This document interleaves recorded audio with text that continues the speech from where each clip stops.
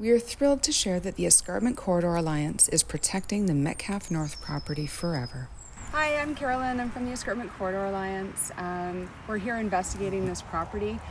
So one of the first steps that we do when we're assessing properties is to have a look at the native habitat cover that's here and consider it in terms of its conservation potential.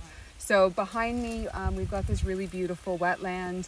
We have the spotted Joe pieweed that's growing up. We've got some willows in the background, some broadleaf cattails, really beautiful thriving wetland.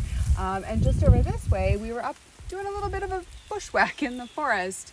We were looking at the different types of the forest, so we found some more early successional forest in there, pockets where there's a lot more paper birch and trees like that. And then we found some other areas that had more mature sugar maples and even mountain maples.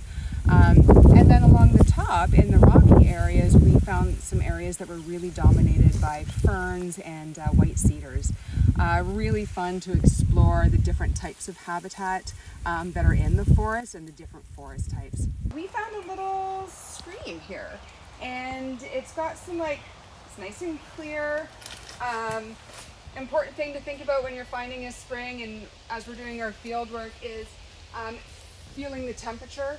That's really important. Cold water is really, really important. And it's also an indication not only of good fish habitat, but also of the source of this. So the fact that that tiny little bit of water is super cold is an indication that it is coming right out of the rocks in front of us in the mountains.